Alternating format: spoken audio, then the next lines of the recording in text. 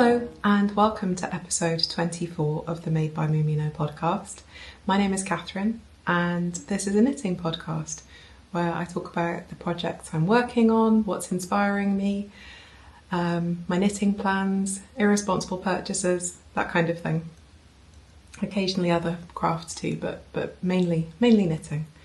So welcome if you're new here. Thank you for finding me. And a huge welcome back if you're a returning viewer. Thank you so much for all of your comments and likes on my last video. There were so many wonderful ideas for long cardigans because I'm thinking about making one, and I'm going to talk about that a bit later. So I've made a little bundle on my Ravelry page. Oh, that reminds me, everything I talk about in the episode is linked down below, including links to my social media, Instagram, that kind of thing. And Ko-fi and Ravelry. I do have a group on Ravelry. I tend not to be too active on there unless there's a make-along happening, but feel free to go and check it out. So yes, I'm filming today, as not always, but usually from Germany. I live in Mwsogl, which is over on the western side of Germany, kind of between Dusseldorf and the Dutch border, so that kind of area. And I've lived here for quite a long time now with my partner, and so this is my little corner of the internet to talk about all things knitting. And today I've got some finished objects, some WIPs, and also some knitting patterns that I've released to talk about, some freebies on Ravelry. So if that's of interest to you, feel free to stick around. I also put chapters in, so if anything isn't your thing, just skip over. I won't feel a thing. Okay, so I hope you've got something nice and hot to drink on this January morning. And well, actually, I'm filming on a January morning. You could be watching this on a July afternoon. I have no idea. But I've got some nice raspberry tea. So I'd love it if you could join me for the next half an hour, and let's get started. So today I'm wearing my no frill sweater. This was a very early make for me. I've worn it before on the podcast, I think episode 19 or 20. I'll link it up there. It's a really nice simple knit, no frills. It's just a simple raglan top-down sweater, and I made this in hobby dream colour. So it was when I was quite new to knitting. It was during lockdown, and well, not new to knitting, I was just coming back to knitting, and I just wanted to make something that was really kind of fun and easy to wear around the house. I held this with, I think it was with Drops Salt Mohair, I think it was. It has pilled a lot. I've never debobbled this, but the mohair has gone very, very hairy. But this is such a comfy, nice jumper to wear around the house. It's nice. But anyway, if you want more details about it, have a look at my previous episodes. That, like I said, I've linked up there for you. At some point in the not too distant future, I will make another simple top-down sweater like this. I was thinking maybe the Lento. I've got some lovely DK yarn in this creamy colour with flecks of neon on it from the WIP Yarn Company. So I think I might make that soon-ish, but I've got a few other things that I want to get off my needles before I start that. So let's talk about my finished objects, and the first one you will have seen in the thumbnail. How amazing is that? This is the Soft and Cushy Hat from Pearl Soho. It's a free pattern, free download. Pearl Soho are great actually for nice, free, relatively easy patterns to fit a variety of gauges. The only downside is they tend to not give a recommended yarn other than their own. And because they don't always clearly state whether or not it's fingering or DK or whatever, you have to kind of work out what yarn is going to work best on it a bit. So this is a, if I find the original pattern. So the original pattern calls for Pearl Soho Plenty, which they say is a worsted weight, on 5mm needles. And this is a DK. called Ard DK from the WE Yarn company, held with their Hyacinth Boucle, which is a lace weight. And I actually did it on 4mm needles instead, because I was happy with the gauge. I did cast on originally with the 5mm needles, or maybe even 4.5. I really didn't like the fabric that I was getting. It was too open, and I wanted it to be really, really squishy. So, so I ripped it back and went down a needle size. I talked about it in my last episode. It's half fisherman's rib, which I've never actually done before in the round. And I couldn't work out how to read my knitting. So when you do a half fisherman's rib, you do knit, purl, knit, purl, knit, purl going around, and then in the next round you do knit from the row below, purl, knit from the row below, purl. And it's quite difficult, well I found anyway, to read my knitting. So I'd ended up in a couple of places doing 2 plain knit purl rounds and missing out one of the knit below ones. And what happened was, see, when you're knitting it, that's what you see, this texture. And then when you finish knitting it, you turn it inside out to get this texture, which is much prettier. Well, both sides are nice, but I like this side better, I think. And what happened was then I could see a couple of lines all the way around where I had accidentally done the wrong row. So I thought, never mind, I'll rip it back. I love doing hat projects for learning new techniques because it's not too arduous if you need to rip back. Not much fun ripping back boucle though, I will say. So my partner and I did it together, and he was winding up the DK while I was winding up the boucle to rip it out, because yeah, not fun. If you've ever tried to unwind or frog mohair held with something, it's a similar problem. So anyway, I frogged it, started again. And what I did was, on the first stitch of the row, I used a bulb marker attached to the stitch. If it was a plain knit row, knit, purl, knit, purl. And then on the next row, I knit the first stitch, knitting in the row below, so the bulb marker automatically moved down to the next stitch. So then I could see all the way around that my bulb marker had moved down, therefore I was knitting from a knit below row. Then when I did the next row, and it was a normal knit purl row, I moved the bulb marker up again, just so I could keep track of what I was doing. I didn't make any mistakes, which was great. It's really, really hard to think back and to work out if you're on a knit or straight knitting or a knit from below row.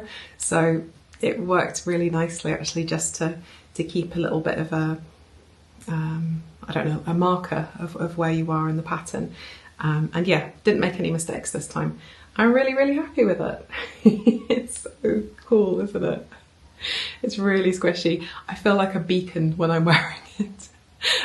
Emma from Elton Woodcraft commented on my Instagram post about how bright it was, and I replied that, yeah, my partner, he came to pick me up after shopping, and it was at the end of this really, really long street, and he could see me from the other end of the street, and I don't think I'd be exaggerating if I said it was probably nearly 1 kilometre away. But yeah, I'm not going to go missing in a crowd. I'll link the yarn below. Ross from the WIP Yarn Company, he is such a talented dyer. He's based in the Netherlands, and he makes this beautiful, really super saturated yarn, really beautiful colours. And the bases he uses are just gorgeous. I mean, he's got some new bases in. I just can't justify buying any more yarn right now. But yeah, he's got some lovely, lovely bases, so do go and check him out. So that is my first WIP. No, first FO, apologies.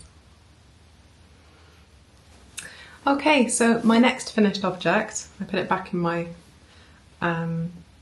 project bag. My mum made me this. If you've been watching me for a while, you know my mum makes lovely project bags. She doesn't sell them, unfortunately.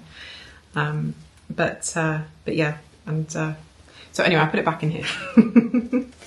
This is the full foliage headband. How gorgeous is this? I haven't blocked it yet. I just seamed it up last night. So there's a bit of a story behind this. I've done a few, the designer is JC from Bluebird Pine Shop, again linked below. And I've done a couple of test knits for her in the past. I love her patterns. They're very simple, well designed, well written, and just and very customizable as well. So I've wanted to do this one for a while. She very kindly gifted me this pattern. With the dark yarn, you can't really see the pattern as well as if I'd chosen a lighter yarn, but it's lots and lots of beautiful leaf designs. So yes, I wanted to make this. Now, a little while ago, I ordered some Filcolana Arvetta because I was making some socks. And when the parcel arrived, I noticed that, I knew I'd ordered it from a shop in Germany. I noticed that the town that it had come from was pretty much within walking distance of where I live, in Kortenbusch, a shop called Knitter's Wish. And I'd been meaning to go and check it out for ages. So I did this week. I went to check it out with a view to getting some yarn for this particular project.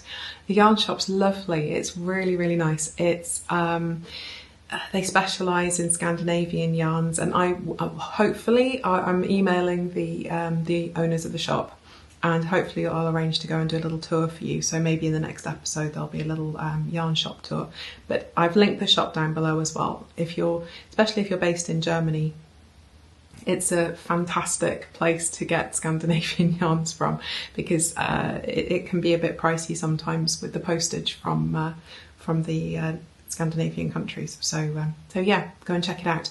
But anyway, this is made in, I should have looked this up. I don't know why I didn't. So this is Camarose with an anglicised pronunciation, that is Sneffug. I don't know if that's right. But this is so soft and squishy. It's 55% baby alpaca, 35% organic cotton, and 10% fine merino wool. I've chosen the colour 7343 Bordeaux.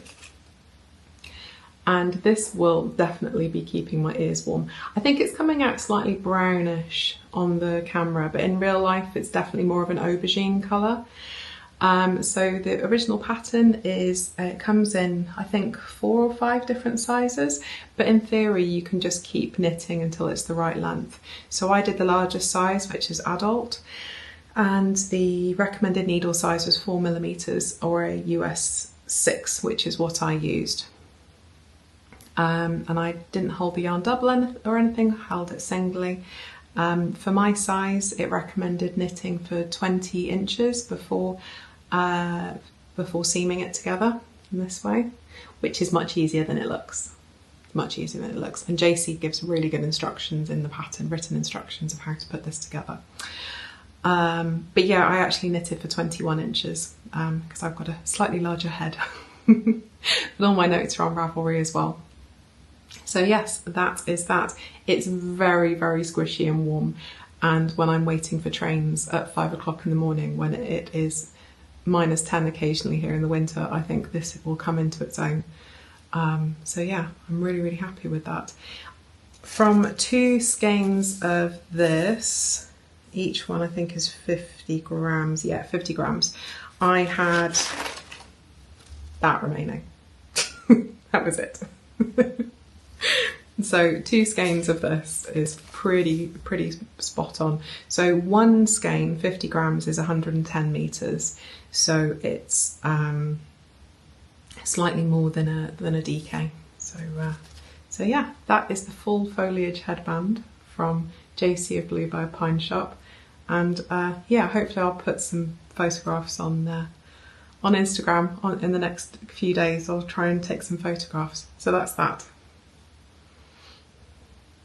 Okay, so my first WIP is in my Moomin bag. I love Moomins, I'm obsessed with Moomins. There are lots of Moomins around my living room. Which is why my channel and Instagram and everything is called Moomino, because it's a bit of a play on words. So yeah, my Moomin bag. When I was back at my parents' house over Christmas, one of my sisters visited over the holidays as well with her kids. And my niece, who will be 13 in April, is very much a young lady. And I said to her, would you like me to make you a jumper for your birthday? And she said yes. So I opened up a the shop for Azetta. Again, links down below. He said choose any pattern you want. So I measured up one of the jumpers that she had with her, and it definitely was fine for size 1 or 2 in most patterns. So I said choose one of those. So she chose one, and then I opened up Hobby and a suitable acrylic yarn, and she chose what colour she wanted. So I am making the Seaway Pullover from Azetta. I've just joined the front and the back. I'm knitting down the body, but as you can see, it's got this lovely cable detail over it. You can see it a bit better on the back. How cool is that? I put up a picture here of the finished garment from Azetta's page. It's such a lovely design. It's knit on, where is it? 5mm needles, so US 8. So it's a relatively quick knit. It's a little bit complicated to establish, not complicated, but you've got to concentrate to establish this little mini cable pattern. But once it's there, everything is good. So you start from the back, do some short rows, knit down the back a little bit, then pick up for the shoulders across the top. And Azetta gives Hayley gives really clear instructions of how to do that. There's lots of support and tutorials and things as well. And also, if you're doing a pattern and you have a look at the tutorials and you don't really understand, there is always another one out there. If you just have a look on YouTube for whatever technique it is that you're trying to do, there are always so many videos out there. One of my favourites is Very Pink Knits, and also Roxanne Richardson. They both, I'll link those down below as well. They both explain things very clearly and often do sort of slow-mo demonstration videos, things like that if you're having trouble, and they're nice and easy to follow. So yes, this is the Seaway Pullover. It'll have a bit more shape to it when I put the neck in. So I'm going to knit down the body a little bit more until I've finished this particular ball, and then I think I'll put the neck in, just for that structure. So as I said, this is from Hobby, and it's an acrylic. Now I don't normally knit with acrylic very often, just because I really like the feel of wool, and I like supporting smaller producers. But sometimes when you're knitting for kids, or if you have an animal fibre intolerance or something like that, acrylic is definitely the way to go. So this particular one is Kind Feather, and this skein is 100 grams of acrylic, and it's 235 meters in 100 grams, so sort of a slightly heavier DK. It's very soft and not too squeaky as well. It doesn't feel squeaky. It is a little bit splitty, so I'm not sure how it's going to wear, but it does feel very nice. So Hobby is, I think, it's a Danish company, and they do a good variety of different types of acrylic yarns. As I said, I do tend to veer more towards the smaller producers and things, but sometimes, my sister, whose daughter I'm knitting for, is completely intolerant, like very allergic to any animal fibre whatsoever. And even though my niece isn't, as my sister will probably be the one doing the laundry, it seems a bit cruel to give her something that she can't touch. You'd laugh if you see me. One of my brothers is really allergic to wool as well, as is his wife. Not really allergic, but they have to be a bit careful with it. So as soon as I see them or my sister, I have to quickly take off whatever I'm wearing. So I need to plan in advance, make sure I'm wearing something underneath whatever jumper, so that I can give them a hug. So yeah. So yes, this is what I'm making at the moment.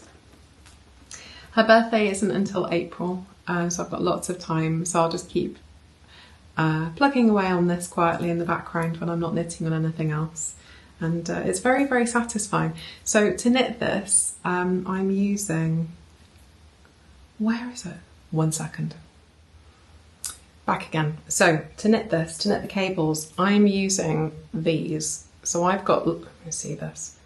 I've got lots of these. These are flexible multi-tools. So in the middle, you've got this, I suppose, cloth covered wire. It looks a bit like a bungee cord.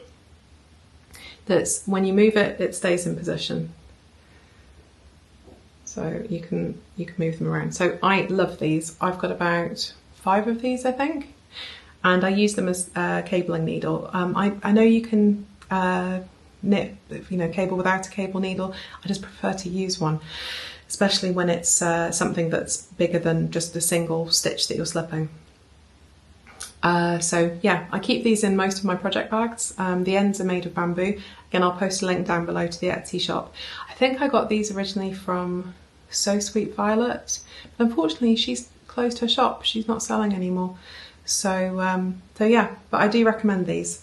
They're great for saving stitches, for holding stitches, they're just really useful. So yes, I recommend having a couple of these about the place if you can get your hands on them, and again, link down below. So that is my first WIP. Okay, my next WIP is kind of a handbag project, but it's another Musselburgh. So another lovely bright colour on for a dreary January day.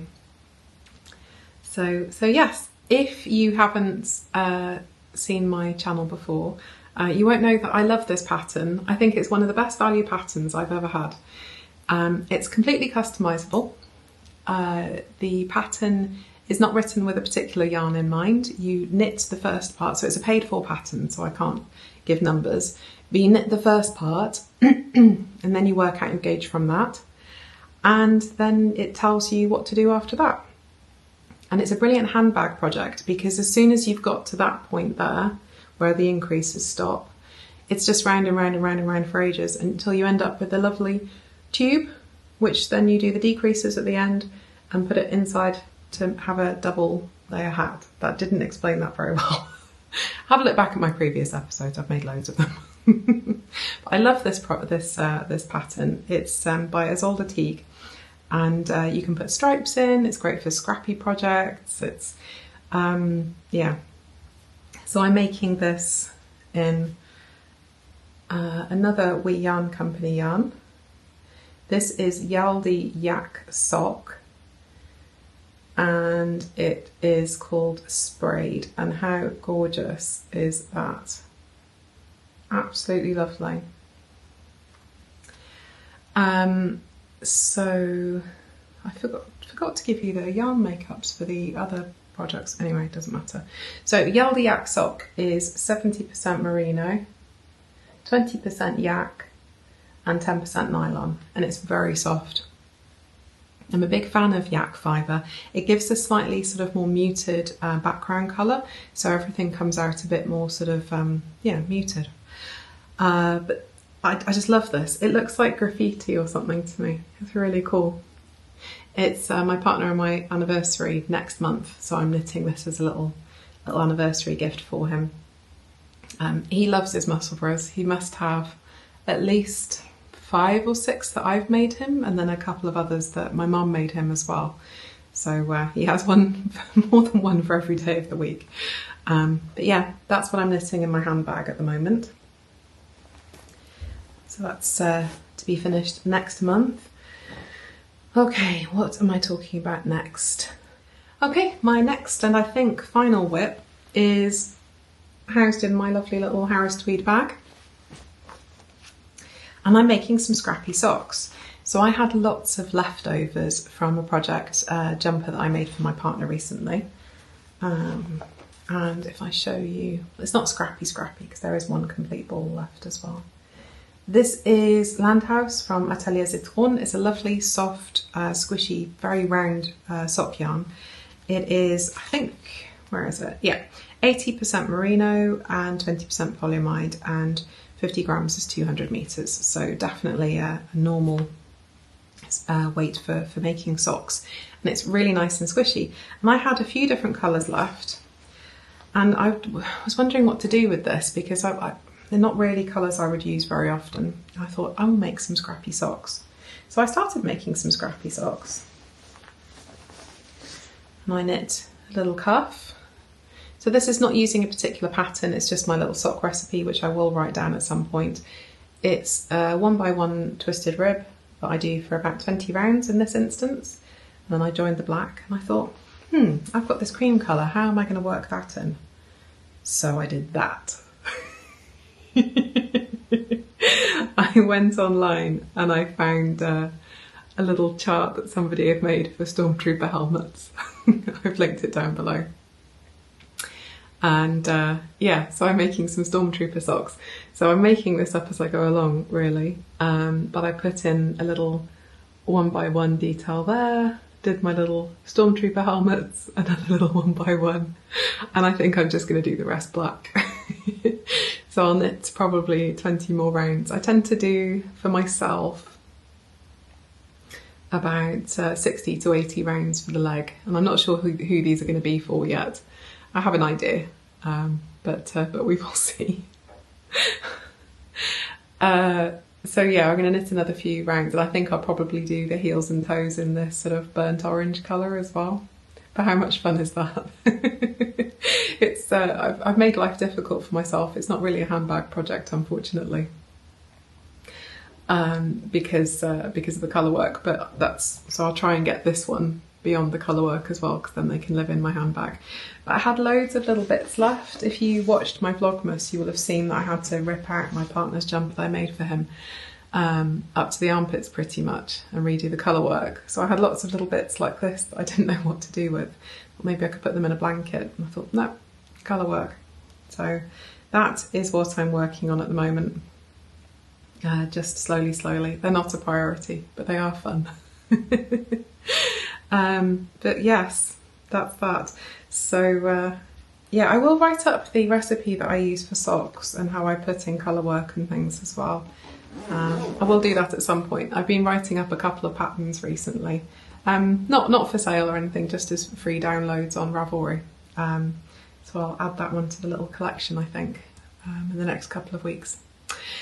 So that is pretty much all of my WIPs at the moment, although I am going to be casting on something probably today.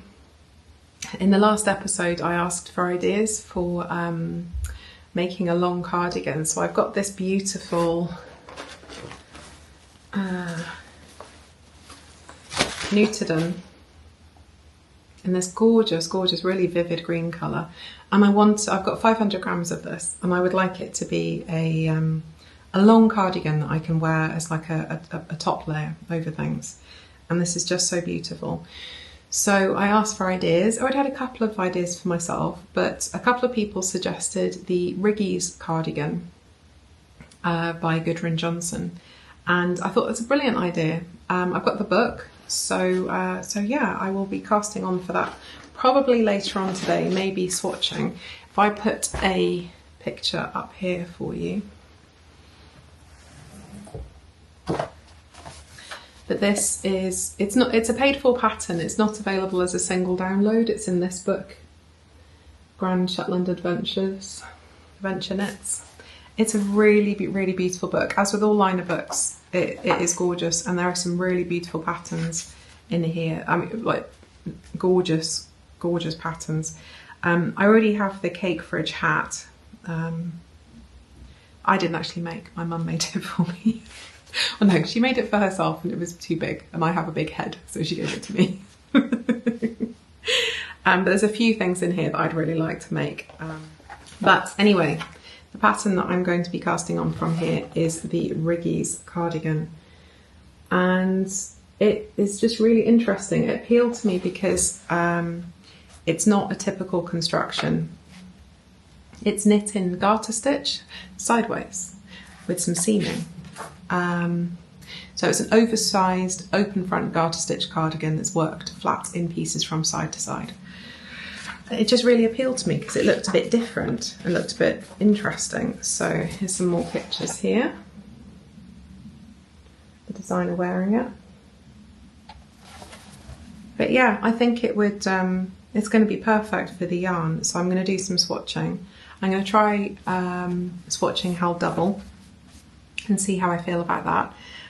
If it's not getting the texture that I want, I'll hold it singly, but with some mohair.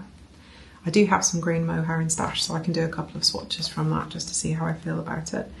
It's knit on, where is it? US 7, no it's not, US 8 5mm needles. So the gauge swatch will be done on 5mm needles, so I'll probably do that this afternoon and see how I get on. But I think that this is going to be sort of a semi-long-term project. Normally I've got a couple of test knits on the needles, but I haven't at the moment. I'm trying to reduce a bit of pressure on myself. There was a lot going on over the holiday season, and yeah, life is very busy and very fraught, so I'm trying to relieve pressure a little bit on myself by not having any deadlines, and this looks like it'll be a very nice long-term knit to do.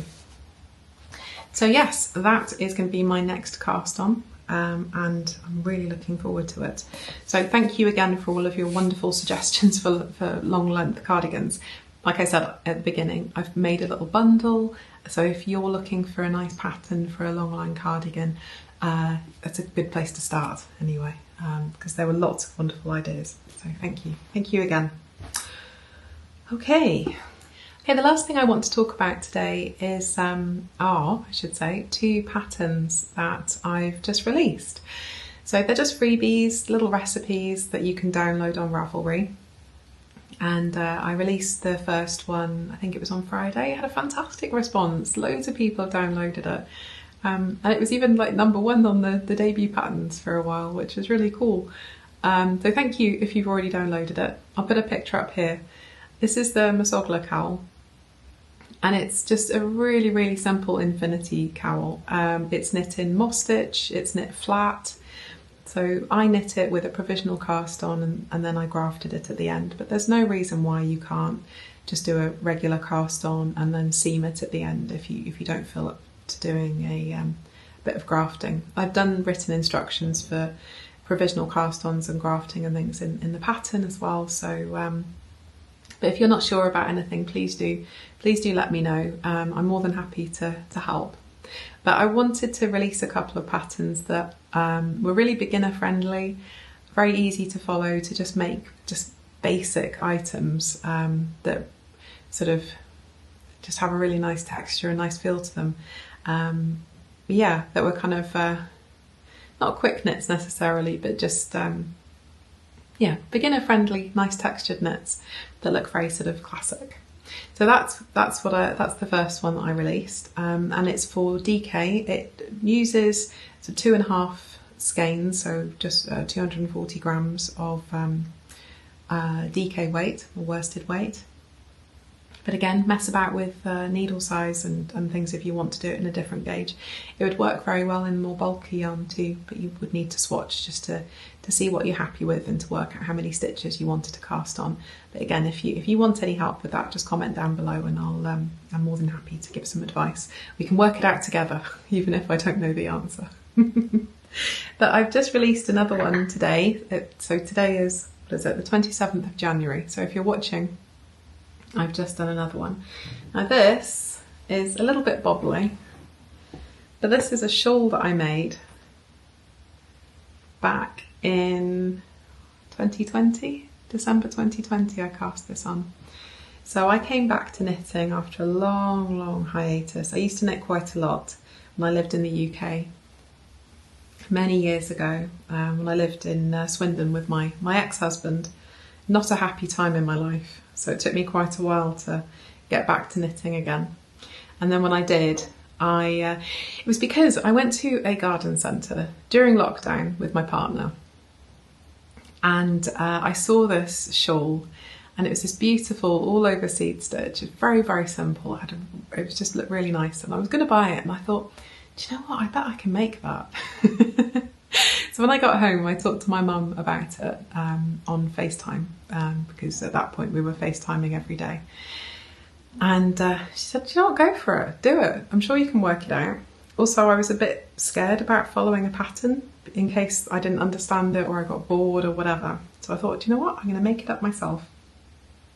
So for my birthday that year, I ordered, well, my mum ordered for me as a birthday gift, some of this beautiful yarn, which is, let's get the exact colour and everything. where is it? So this is Blue Sky Fibres, Woolstock worsted in Gravel Road. And it's so soft. And after 4 or 5 years of wearing this a lot, it's just got softer. It's beautiful, beautiful, beautiful, beautiful yarn. And so I made this by casting on 300 stitches and then doing decreases and maintaining seed stitch throughout. Seed stitch is so easy because as you're knitting, it explains it in the pattern, but it's just so easy and so intuitive, and it's so simple. So when I did this, I just did a decrease on at the end of every row and just made a big triangle until I got to the end. So for the pattern, because I thought it might be a bit daunting to cast on so many stitches, I've worked it from the tip up instead. So you cast on a couple of stitches and then do increases, increases, increases all the way up until it's the size you want. And it occurred to me this would be really easy to make into a blanket, especially if you went up a couple of needle sizes and did it with some bulky weight yarn or something. I think it would make a really nice blanket. I might even write up a pattern for that if I give it a go at some point. But this is called the Hedyn shawl. Now Hedyn means seed in Welsh, and I'm originally from Wales. And my parents still live there. And because this is seed stitch, I thought that would be a really, really suitable name for it. So yeah, if you fancy a nice easy shawl that's very beginner friendly, feel free to go and download the pattern. If you're feeling nice, it'd be lovely if you could support me on Ko-fi, because they are free patterns, but they do take a little bit of time to write down and to proofread and everything. So if you're feeling nice, your support would be very, very, very welcome. But yeah, that's my second pattern, and I hope you enjoy it. So I think that's about everything for today. Let me just check my notes. Yeah, that's everything. So right at the beginning, you will have seen some footage of a lovely tulip stall. So I get my flowers from the local market on the weekend. And I thought I'd show you where I normally get them from. And so after this, there's no visits to yarn shops and things this week, unfortunately. But maybe next episode, there'll be a visit to another local yarn shop, which would be nice. But I hope you enjoyed the episode. Thank you so much for sticking with me. And yeah, I will hopefully see you in a couple of weeks' time. Have a lovely day. Bye.